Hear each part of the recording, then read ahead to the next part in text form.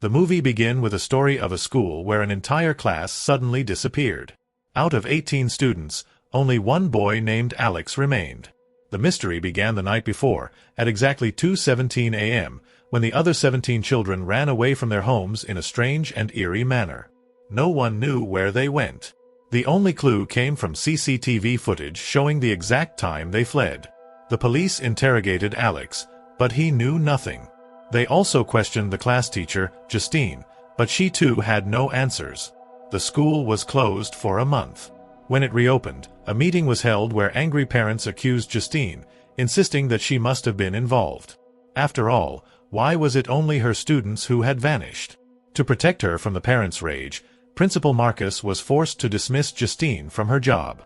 Heartbroken, Justine bought alcohol to drown her sorrows. But even then, she began receiving strange phone calls. At home, while drinking, she heard noises outside her door.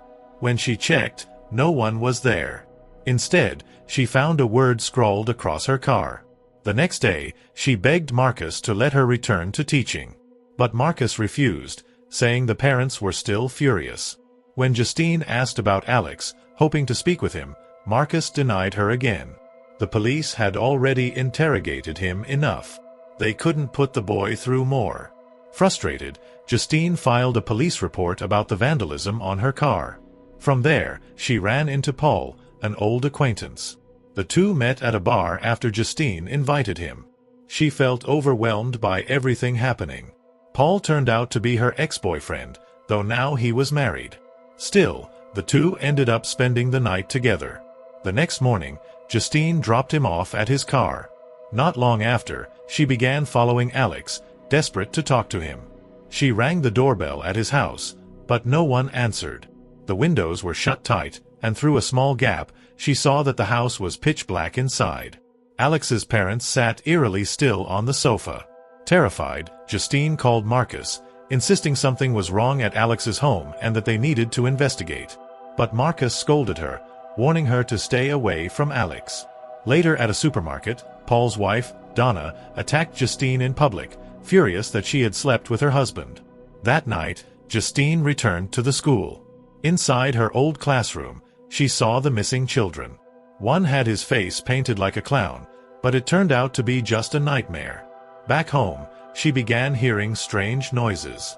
She thought she saw an old woman crawling across her ceiling, but it was nothing more than a hallucination. The following day, Justine finally confronted Alex in the middle of the street. When she asked if he was okay, Alex only said, "I'm fine." Then he screamed at her to stop following him before running off. Still determined, Justine went back to his house and knocked repeatedly, but no one answered. She eventually decided to wait in her car. As night fell, she drifted off to sleep. Suddenly, Alex's mother emerged from the house. She walked toward Justine in a strange, unsettling manner and cut off a small lock of her hair. The scene then shifted to Archer, the father of one of the missing children, Matthew. From this point, the story was told from his perspective. Archer was devastated by his son's disappearance. He kept rewatching the CCTV footage of the night Matthew ran away. He demanded answers from the police chief, asking why Justine had not been properly interrogated. Why was she still free? The chief replied that all the children had left willingly. No one had forced them. It was Archer who had first raised suspicions about Justine at the parents' meeting. He was also the one who had written the word on her car. One night, Archer had a terrible dream. In it, Matthew returned home. But suddenly, Matthew's body transformed into that same horrifying old woman. Archer woke up in terror. The next day, he traced the direction his son had run on a map, drawing a line. He then visited the home of another missing child, asking the mother for access to her CCTV footage. She refused, so Archer waited for the father to return and asked him instead. This time, he succeeded. Archer carefully noted the direction that child had taken and drew another line on the map. At the intersection of the two lines, he became convinced that this was where all the children had gone. On his way there, he spotted Justine at a gas station. He approached her, ready to confront her. Justine, knowing what he wanted, said she understood. But before they could speak further, Marcus suddenly ran toward them. Without warning, Marcus attacked Justine. Archer tried to protect her, but Marcus, covered in blood, grabbed him by the throat. The story then shifted to Paul's perspective.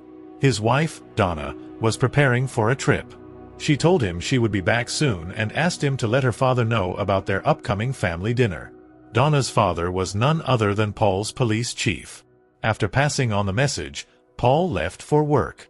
That was when Justine contacted him.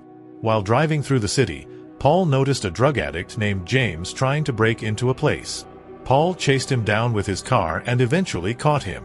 While searching James, a syringe from his pocket jabbed Paul's hand. Enraged, Paul punched James in the face. Later, he treated the wound on his hand. Only then did he realize the punch had been recorded by his car's dashboard camera. Paul dragged James up, warned him never to show up there again, and let him go. Paul then confessed the incident to his chief. The chief told him not to worry. Unless James himself came forward and filed a complaint, nothing would happen. In fact, within a month, the footage would be automatically erased. At that moment, Paul received a message from Justine. To shake off his stress, he went to meet her. The next morning, when he returned home, Donna was already waiting. Seeing him, she immediately asked where he had been. She realized he had been cheating on her. At the police station later that day, Donna's father gave Paul a cold, disappointed look. Outside the station, Paul once again spotted James and began following him. From here, the story shifted to James's perspective.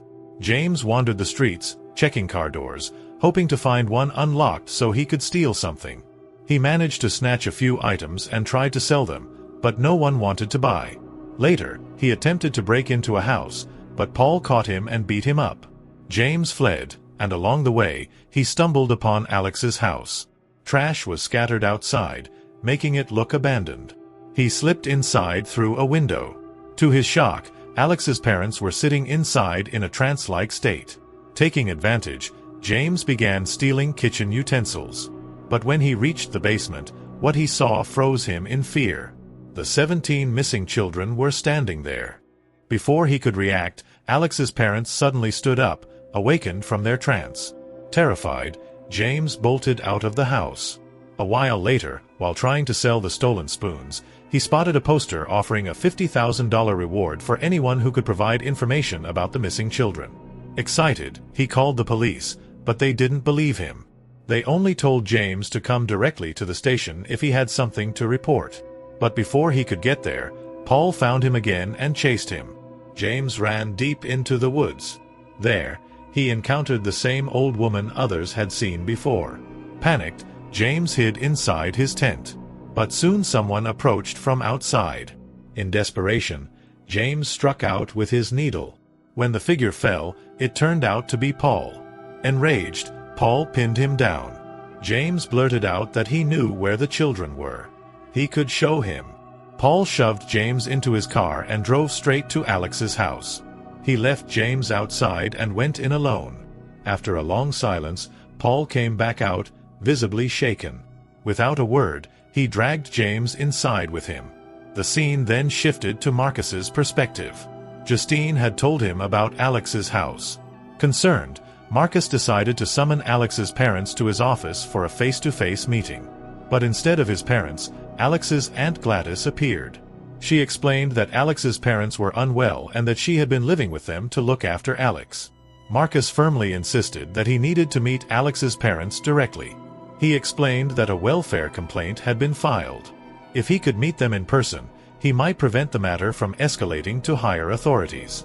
Gladys asked who had made the complaint. Marcus withheld Justine's name. He only said that if he couldn't meet Alex's parents soon, he would have no choice but to involve outside authorities. The scene then shifted to Marcus's home, where Gladys suddenly appeared outside. She claimed that her bus had left without her, forcing her to walk, and that she was terribly thirsty. Marcus's husband invited her inside. Instead of asking for a glass of water, Gladys requested a bowl of water. She had brought along one of Marcus's ribbons. Cutting her own hand, she smeared blood onto it. She then cut a lock of Marcus's husband's hair, rang a small bell, and tied the hair to a plant stem before snapping it in half. The moment she did this, Marcus was compelled to attack his own husband. In that trance, he killed him. Gladys then dropped the stem into the water, which caused Marcus to stop. Next, she attached Justine's hair to another stem. This turned Marcus against Justine, driving him to kill her. He lunged at her, but Archer rushed in and saved her. Justine ran into a store, Marcus chasing right behind her. Even when Archer tried to stop him, Marcus could not be restrained. Justine jumped into her car and sped away, with Marcus running after her. At that moment, Marcus was struck by a vehicle and killed in an accident.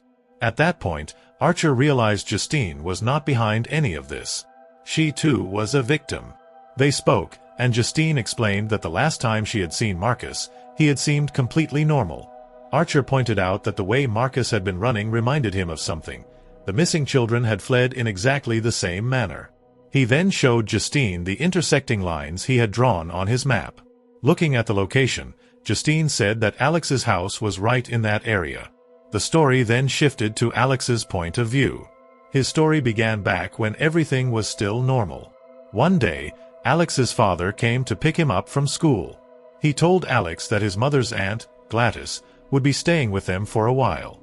Gladys looked very old, frail, and sick, carrying with her a strange plant. But the next day, Alex's father never came to pick him up. Alex had to walk home by himself. When he arrived, he saw his parents sitting at the dining table, frozen in a trance. Shockingly, Gladys now appeared younger than before. Alex tried to wake his father by splashing water on him, but it didn't work. The next morning, nothing had changed. His parents were still in the same condition. Gladys warned Alex never to tell anyone about her presence.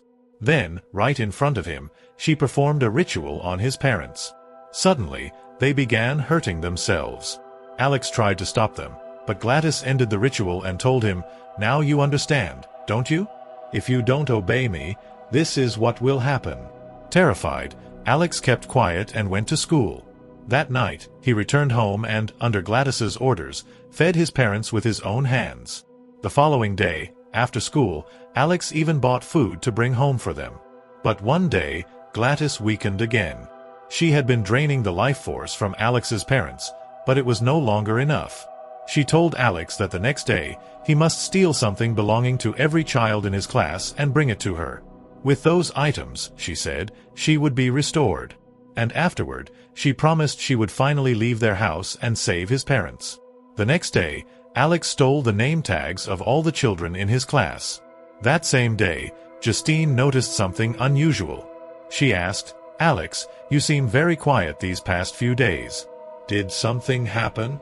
Alex shook his head and replied, "No," gently. Justine told him, "If something's wrong, you can always tell me." But Alex simply walked away.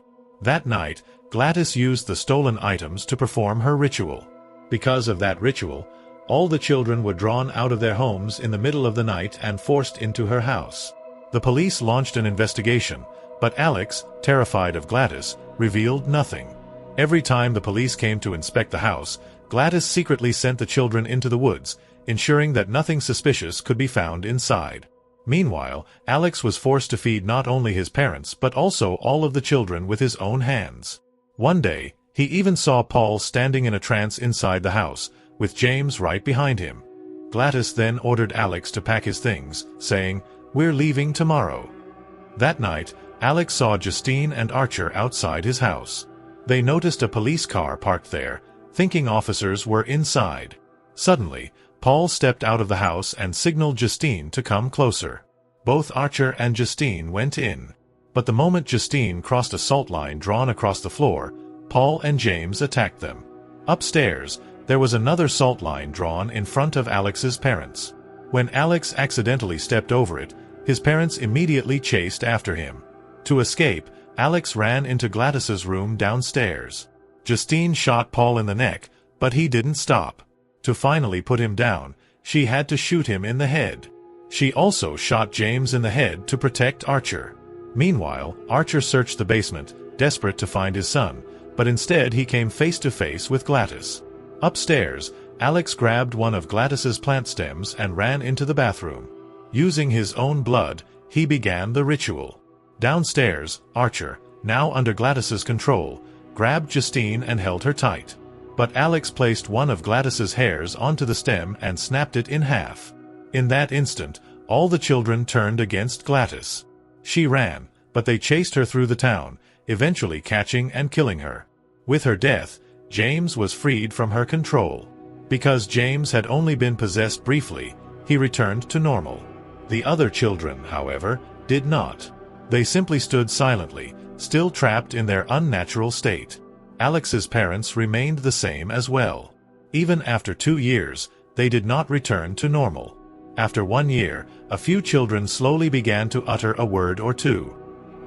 The moral message of this story is that cycles of violence only breed more tragedy, and the tools we create to harm others ultimately harm ourselves. It's a warning that humanity's obsession with destruction erodes empathy, leaving nothing but loss behind.